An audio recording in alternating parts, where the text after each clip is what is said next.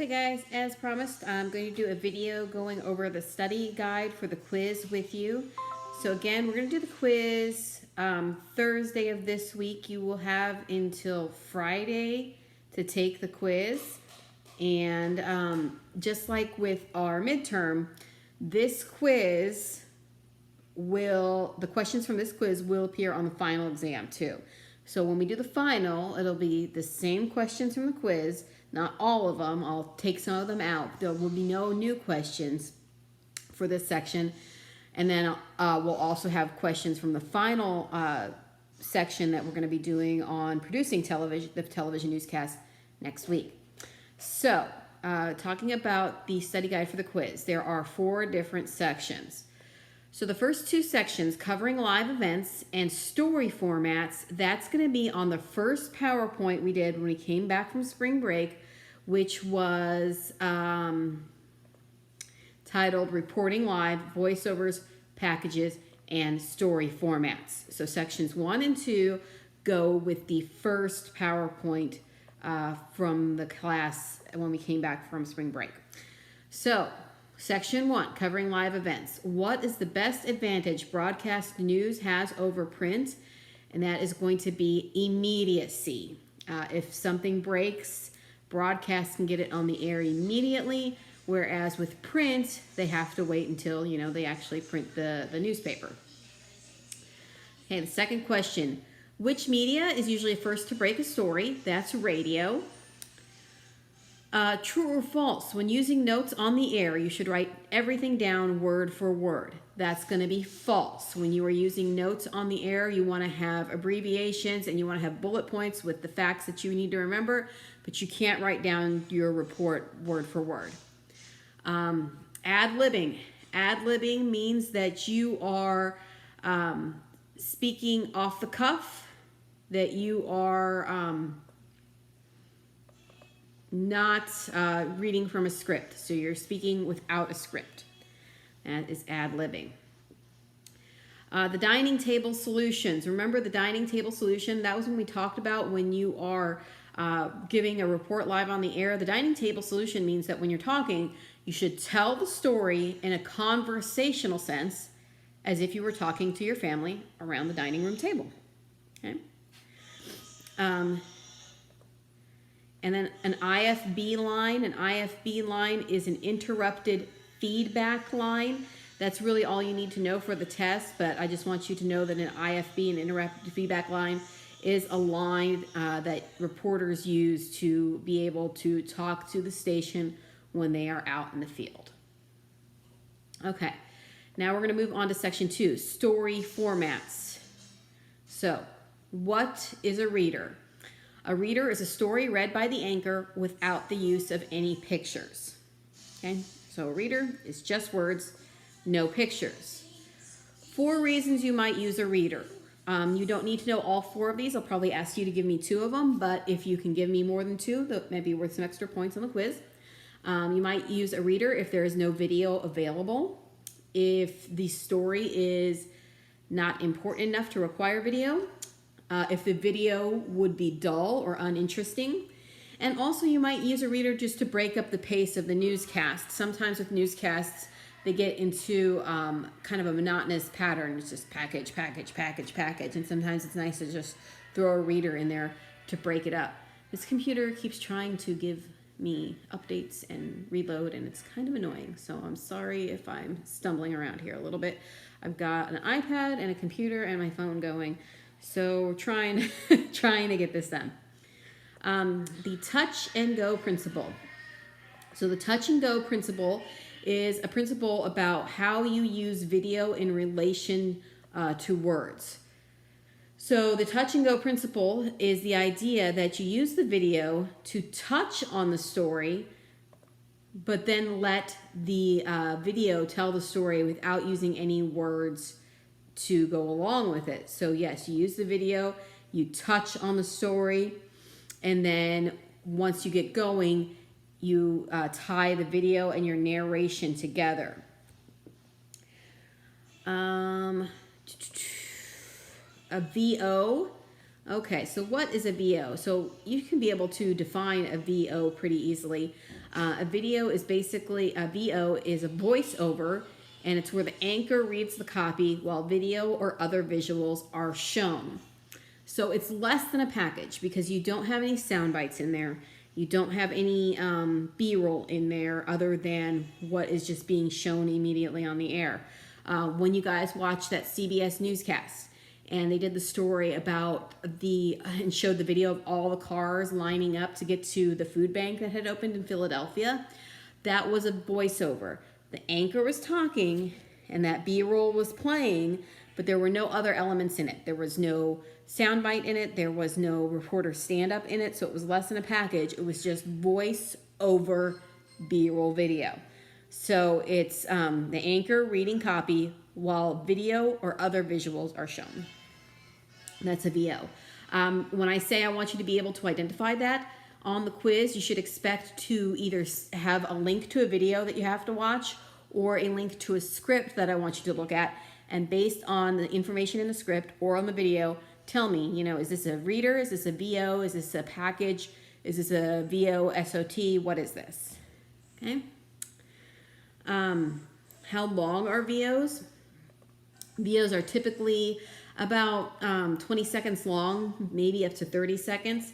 So they're about the same amount of time as a reader, but it's just that while the anchor is talking, instead of there being no visual, you're seeing B-roll. So it's going to be about the same amount of time as a reader, 20 to 30 seconds. A wipe. A wipe is going to be an electronic technique that slides one video picture off the screen and replaces it with another.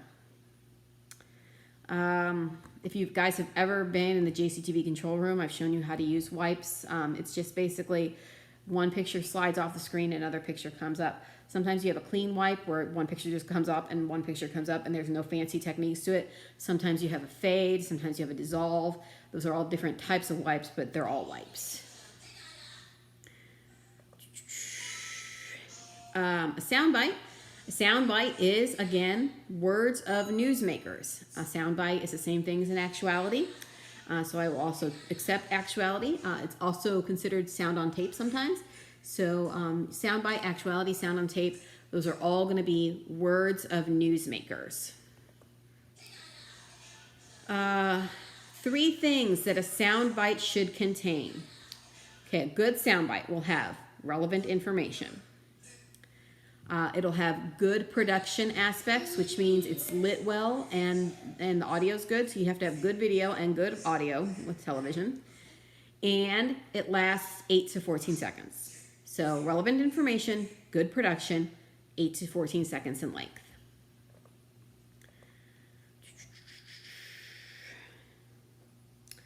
A VOSOT, also called a VSOT or a VO bite. What is it? Be able to identify, write it, and explain it.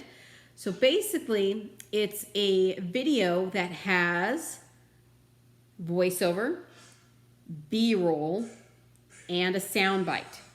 Now, it's still not quite a package. If you're looking on like rungs of a ladder, you got reader at the bottom, and then you have VO, then you have VOSOT, and then you have package at the very top. So what is a VOSOT missing? It's missing the reporter stand-up.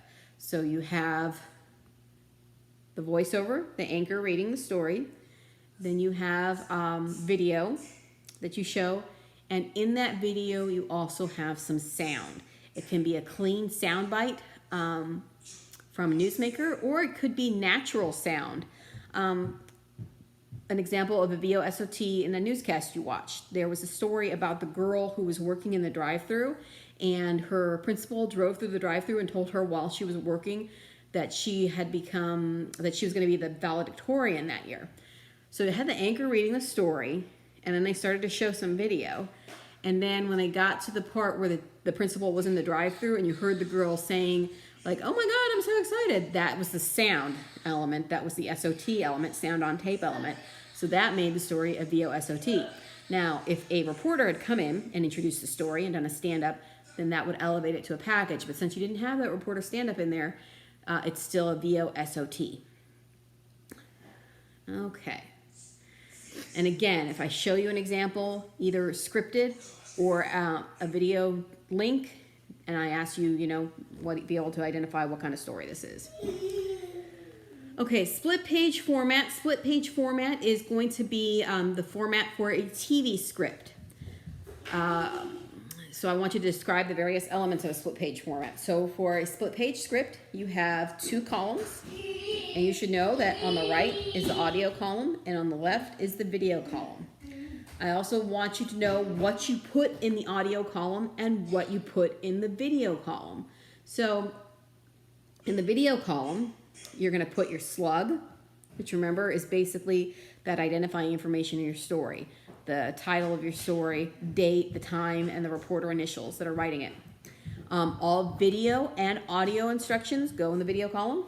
Run times go in the video column. And abbreviations go in the video column. Abbreviations like AOC, anchor on camera, or SOT, sound on tape, or SIL, silent tape. Those all go in the video side of it. What goes in the audio side? The audio side actually has the copy that's going to be read by the anchor. The audio side is where you actually write the story out. So the audio column is going to be all words, and then the video column is going to be the video that goes along with those words. So it kind of makes sense. The following abbreviations that you need to know. Okay, we're going to go through these. Hi, Lily.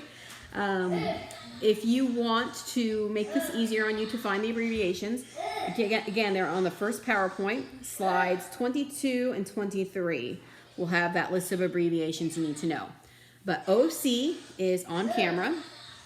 VO is voiceover.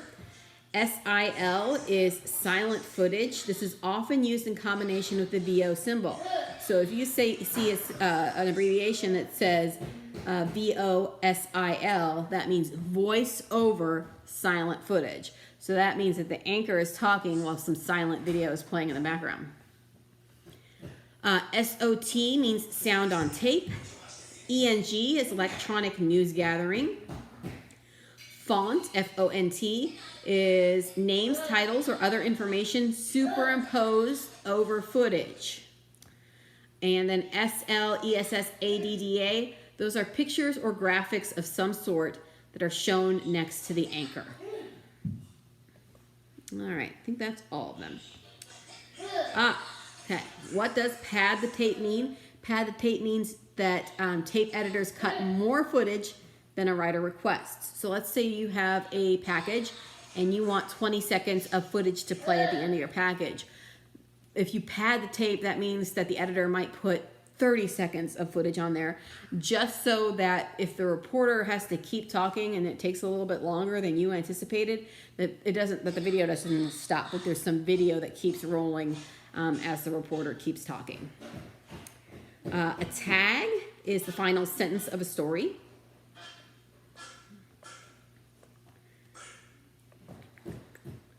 A package. Okay, so again, going up the ladder, we had reader, VO, VOSOT, and now we have a package. A package has several elements. It has a soundbite, at least one, oftentimes more than one, a stand-up, at least one, sometimes more than one, B-roll, and it has voiceover from the anchor and reporter as well.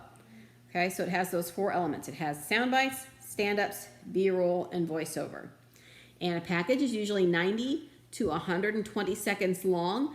However, they can be longer than that. They are generally not shorter than that, just because of all the elements you have. It's usually going to be at least 90 seconds.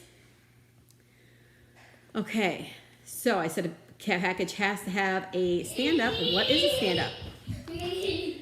Whenever a reporter appears on camera and speaks directly to the viewers. So if you hear the reporter's voice, but you don't see the reporter, that's not a stand-up. That's a VO. That's a voiceover. Both the anchor and a reporter can do VO for a package. But a stand-up is when the reporter is actually on camera talking to the viewers. There are 3 types of stand-ups. There are opens. A stand-up that's an open comes at the beginning of the package. There is a bridge. A stand-up that's a bridge is in the middle of the story. And then there's, of course, a close, which is when the stand-up comes at the very end of the package.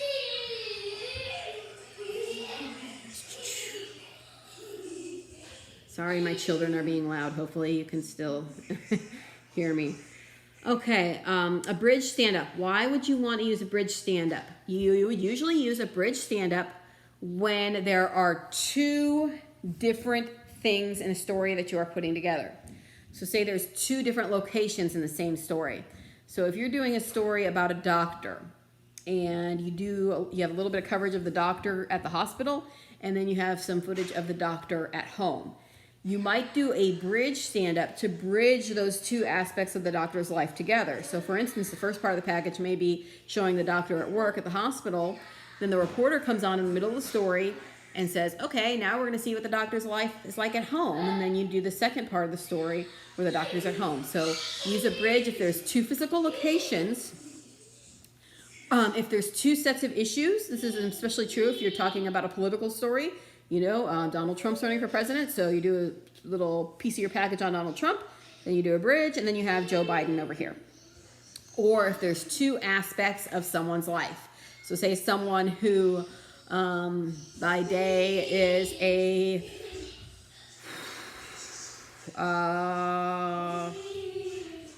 someone who is by day an engineer and by night is an exotic dancer or something. All right?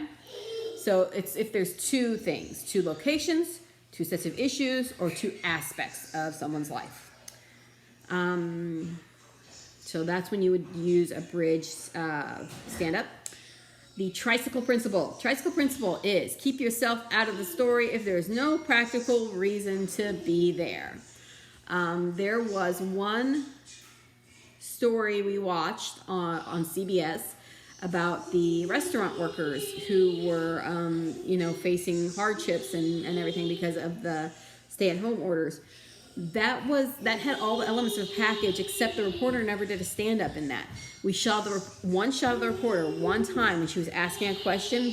The camera person did a reverse shot, got the reporter asking the question, but she never actually did a stand-up. And I guess she thought, there's no reason I have to be in this story, so I'm not going to put myself in there. That's the tricycle principle. Sometimes it's hard for reporters to admit they don't need to be a part of the story, especially if they want camera time, but sometimes it's not important.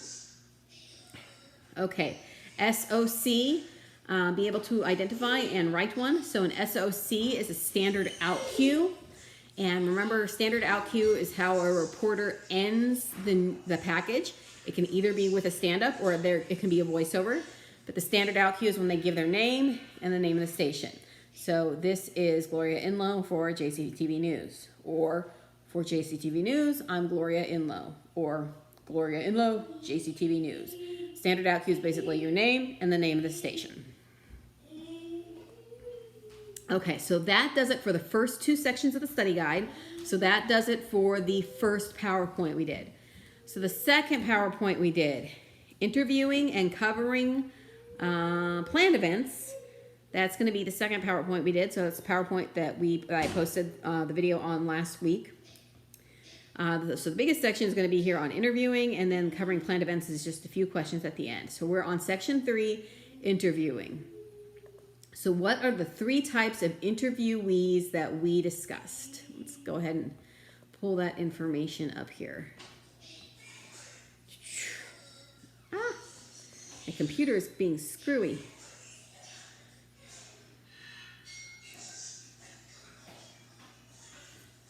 So the 3 types of interviewees that you might have.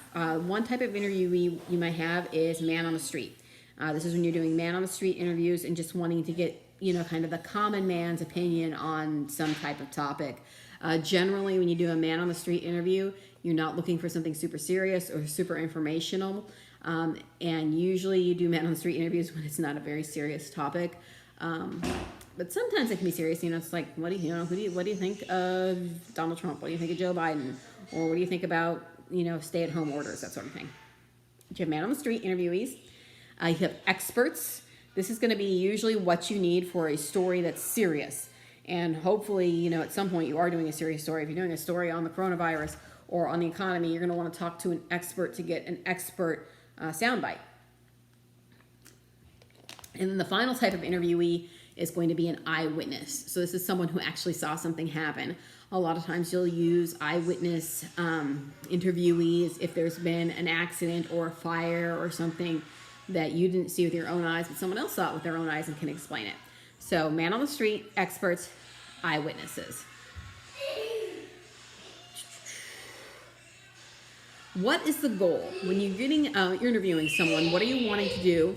You're wanting to find out as much newsworthy information as you can. And that's usually going to be the 5 W's and H: who, what, when, where, why, and how. So when you're doing an interview, you're trying to get information. So what are some things you should do before the interview? You should always research the subject that you're going to be talking about.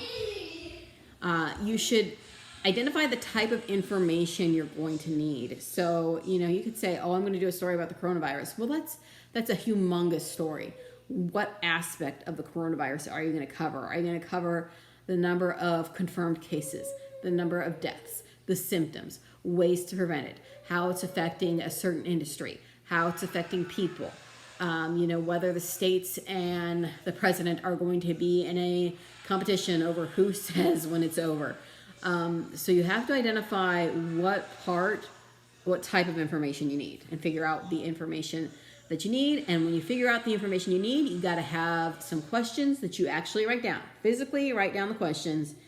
And then once you physically write down the questions, you want to review them and memorize them, because generally you don't want to be reading off a piece of paper when you're interviewing someone. You want to actually talk to them and be engaged with them and have a real conversation with them.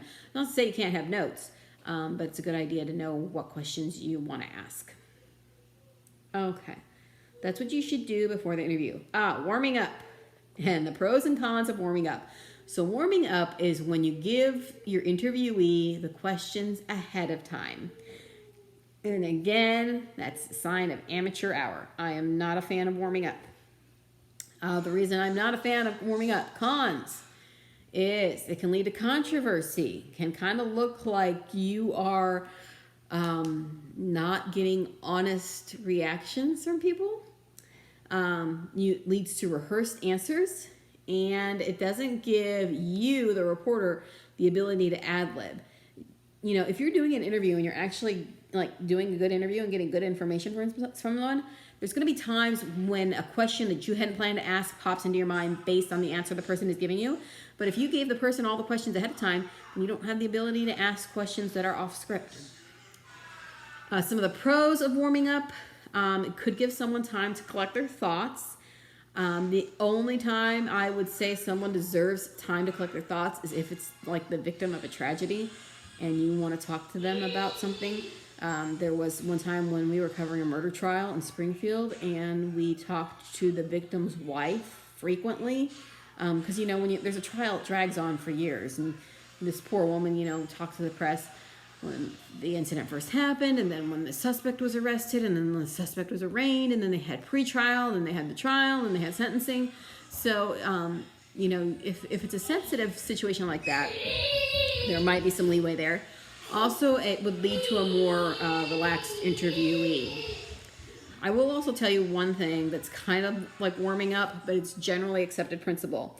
So you guys know that there's the State of the Union, right? Every year the president gives the State of the Union and the governor gives the State of the State.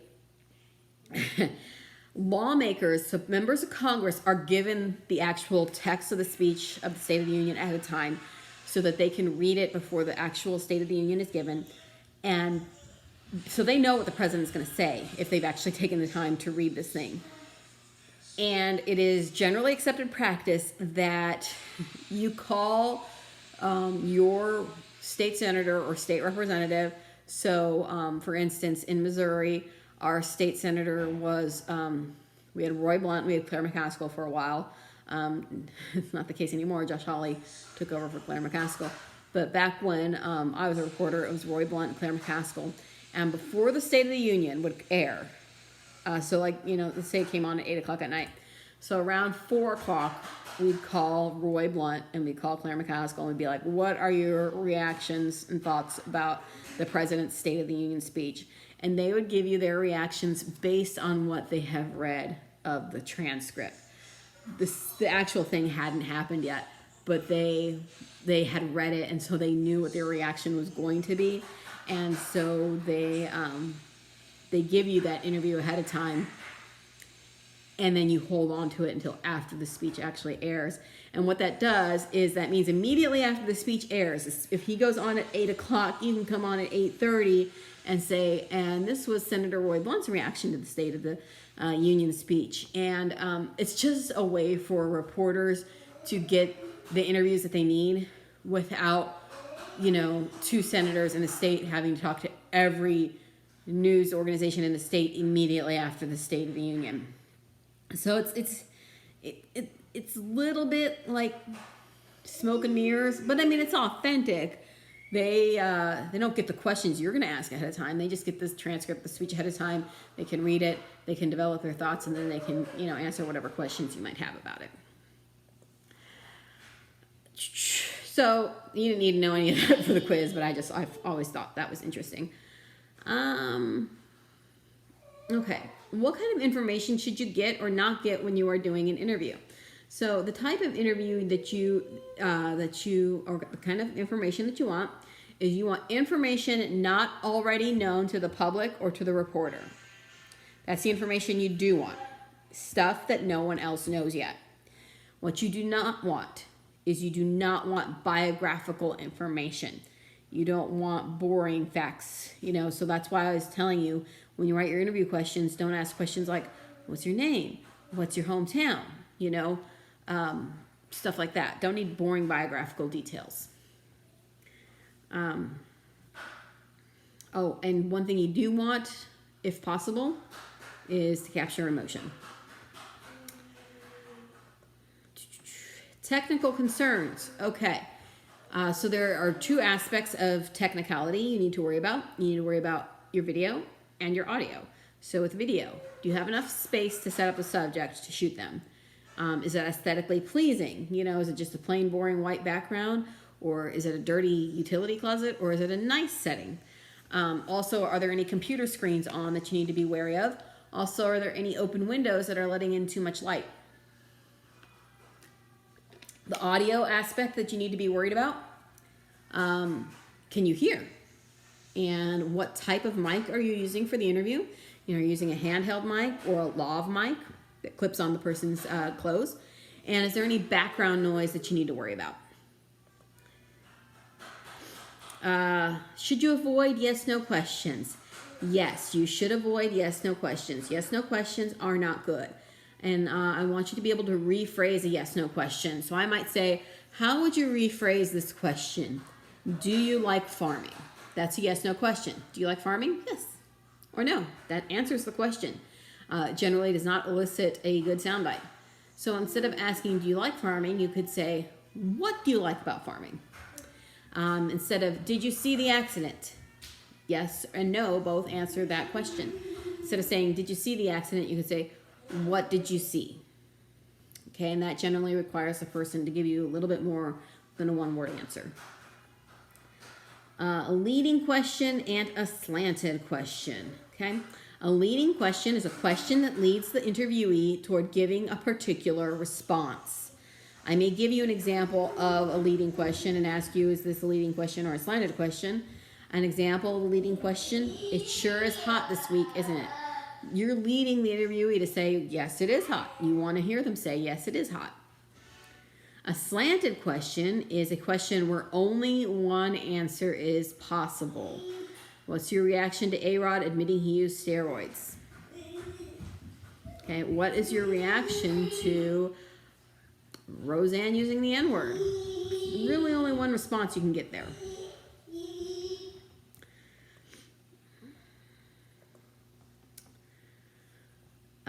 A follow-up question is a question that you did not have scripted that came about during the course of the interview. So a follow-up question will come about if you're listening to an interview and the interviewee says something that you want to follow up on. A straw man. A straw man is a way to ask a question without saying I think this, so what do you say? A straw man is when you say, unnamed sources say, or many people say. For instance, if you're talking about, the coronavirus, you might be asking a doctor, many people say the president was too slow to take this seriously. Or many people say the governor waited too long to issue a stay-at-home order. So that way you're framing it and that other people are saying this, I'm not the reporter saying it. So that's a straw man. It's using the unnamed sources or other people phrasing. Okay, how should you finish an interview? There are questions you can ask to indicate that you are finishing the interview. You could say, as we're wrapping up, or do you have any final thoughts? Another way to indicate that the interview is over is you could start asking the person to give their contact information. Is there a website people should visit? Do you want to give your email or phone number if people want to get a hold of you? After the interview, what do? Okay, after the interview, you're going to thank the interviewee for their time. You're going to ask for their business card or write down their contact information and the correct spelling of their name and their correct title, because you're going to need that for the fonts. Help your camera person, if you have a camera person with you, break down equipment. And don't make them any promises. Don't say, this is going to be on at the 6 o'clock news, because again, it could be bumped. Or, this is going to be, we're going to use, 30 seconds of your sound bites. So don't make promises. What do you look for in technical value? So there's 3 things you should look for. Good composition, which means that everything you put in the frame, it wasn't meant to be in the frame. Good lighting and good audio. So that's what you want technically. When it comes to editorial value, you want to make sure you have a solid sound bite. You want it to be about 8 to 12 seconds long, and you want that sound bite to convey a point of view. Okay, a man on the street interview. A man on the street interview is when you are doing an interviewee of ordinary citizens that's not pre-planned. You're actually stopping people on the street and asking them questions. So you have to kind of quickly pose questions and be prepared to various answers when you do man on the street interviews. A phoner is just an interview done on the phone. Pretty easy. Okay, so the places where it gets tricky is off the record. So there's different levels of the record. There's on the record. On the record means that everything that is said is recorded and can be used and attributed. So if something's on the record, that needs to be explicitly stated. You need to say, okay, we've got tape rolling with Dr. Jane Frazier. She's going to talk to us today about how you can keep yourself safe during a pandemic. And Jane Frazier, we're going to use some of this material later on in our newscast. Are you okay with that? And then she says yes, and then you say, okay, so that's on the record. Unattributable. Unattributable means that someone's going to give you information, but they're not going to give you their name, which means that you probably can't record it because they don't want their voice on tape or their face, obviously, on tape. Sometimes you can have someone who will do an anonymous interview, and you guys, I'm sure, have all seen that on TV, where someone's doing an interview and they're in black and you can't see their face, or it's pixelated, and sometimes even their voice is distorted. We do that a lot of times to protect people's identity, if they're witness protection or if they're sexual assault victims. But unattributable means you can use the information that person gives you. So you'll see this in the newspaper all the time. Sources say, unnamed sources say, according to sources in the White House. So you can use the information they give you, but you can't name them. You can't name your source. And then off the record, that means that you can't use the information. You can't use a person's name, and you can't use the information they give you in your story. You can't say unnamed sources say this. What you have to do is with the information they give you, you use that to point you in the right direction of someone who can talk to you, maybe on the record or at least anonymously. So you can't use the information you're given, but you can use it, like in your report, you can't repeat the information, but what you can use is use it to inform yourself and find someone who you can talk to about a subject. Okay, so that's off the record. Just keep in mind that when something is off the record, you have to honor that. You have to mutually acknowledge that something is off the record or on the record in advance. And anything you get that's off the record, you need to follow up and confirm on your own. Okay, now we're getting to the final section of the study guide. And I've been talking for 35 minutes. Okay, final section, covering planned events. So again, this is going to be on that second PowerPoint, the one I posted last week. So who are the people who usually schedule planned events? Those are going to be your PIOs, which is public information officers, public relations people, spokespeople, and politicians. So those are people who usually schedule public events, planned public events. The pros of planned events. The pros are that you can give the reporter the location, time, and date in advance, so a reporter knows they have to be there, so the station will make sure that they assign a reporter to that. Background information on the topic is usually available, and it's usually provided to a reporter in the form of a press release. Phone numbers are provided if the reporter needs to follow up with someone or call someone in advance. And they can kind of help on a slow news day. Sometimes, you're just begging for something to happen and nothing's happening, so at least you have this event you can go and cover and make a story out of that. The cons of planned events is a lot of times they're too commercial. Sometimes press conferences actually have no news value. They're just about selling something or promoting a product, and it's not really news. We get this at JCTV a lot. People want to come on and talk about, their grandma's secret spaghetti sauce, and they're trying to frame it as something that's newsworthy, and it's not. They're just trying to make money. Sometimes planned events have no news value, and sometimes there's not enough airtime to cover the story because it's just not that interesting.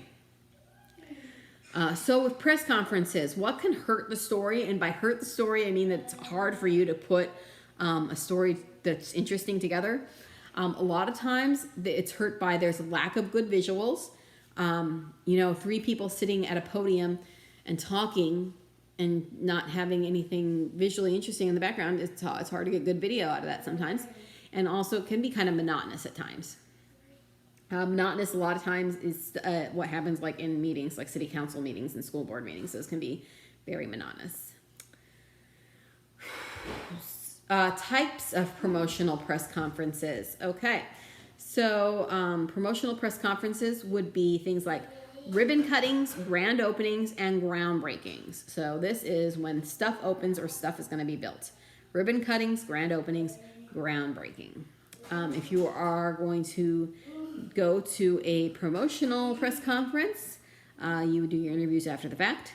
Question 5, when would an emergency press conference be scheduled? An emergency press conference is usually scheduled if there's been a natural disaster. So an earthquake, a hurricane, or tornado, but it's not always a natural disaster. It can be a man-made disaster. It can be if there's a terrorist attack, if there's an oil spill. So it's, anytime something unexpected happens. It could be a giant fire that's either a wildfire or an arson fire. If there's an outbreak of something, if there's like an outbreak of a disease, that could be a time when you would have an emergency press conference. So it's mainly, natural disasters, terrorist attacks, and outbreaks, but it's basically anything that's unplanned. During press conferences, when do you do your one-on-one interviews? You usually do your one-on-one interviews after the press conference, and that's actually when you get your best sound bites. You don't really get great sound bites during a press conference because everything's scripted, but hopefully you have a chance to interview people after the fact and get some good sound bites. And remember I told you the story about how sometimes politicians will come to town and, they'll be like, oh, we're going to go to the fire station because we got this grant for the fire station and they bought all this cool equipment. And it's like, okay, great. I don't want to talk about the cool equipment you bought. I want to talk about your reaction to, news that the president had an affair. And then what are some tips to follow to get workable video? So, arrive to the press conference early and get you a good spot. Get you a spot that's close to the door. Okay, you want to be able to make a clean getaway. But you also want to have a clear shot of the podium, so you don't want to be in the very, very back. And then you are going to make sure that you position your back to any external windows. So, I mean, hopefully if this person is holding a press conference, that they have someone there who knows something about getting good video, and they're not going to put these people in front of a bank of open windows where natural light is streaming in and it's going to be way too much light and you're going to have terrible video. So you want your back to windows. You don't want the people that you're shooting to have their backs to windows. Again, set up near an exit. And even though you're probably not going to get great sound bites from the press conference, you should still record some of the press conference, even if it's just for B-roll. Make sure you do get the lectern and the people that are speaking at the lectern or the podium in the shot. And then also at some point during the conference, get shots of the crowd too. Not backs of heads. This may require you to move your camera, but you want to get some crowd reaction as well. And I think that covers it for the study guide. So hopefully that will help. If you have any questions that I did not address here, please feel free to email me, call, or text. And again, you'll have until Friday of this week to get this done. So good luck. Thanks a lot, guys.